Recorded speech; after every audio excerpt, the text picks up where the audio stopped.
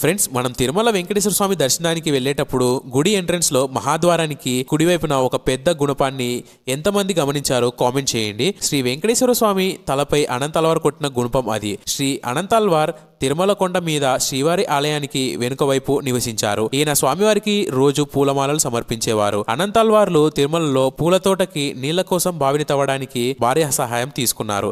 అనంతల్వార్లు గుణపంతో మట్టిని తవ్వితే ఆ మట్టిని ఆయన భార్య దూరంగా పాడేస్తారు. అప్పుడు అనంతల్వార్లకు సాయం చేయడానికి శ్రీనివాసుడు బాలుని రూపంలో వచ్చి అనంతల్వార్ని నేను మీకు సాయం చేస్తాను అంటే ఆయన ఒప్పుకోరు. అప్పుడు శ్రీవారు అనంతల్వారు భార్యకు సాయం చేస్తా అని అడిగితే ఆమె ఒప్పుకుంటుంది. ఆమె మట్టి గంపను తీసుకుని వెళ్లి శ్రీవారికి ఇస్తే దూరంగా పోసి వచ్చేవారు. భార్య తొందరగా మట్టి గంపలను తీసుకువెళ్లటానికి రావడం గ్రహించిన అనంతల్వార్లు భార్యను అడిగితే ఆమెకు బాలుడు సాయం చేస్తున్నాడని చెబుతుంది.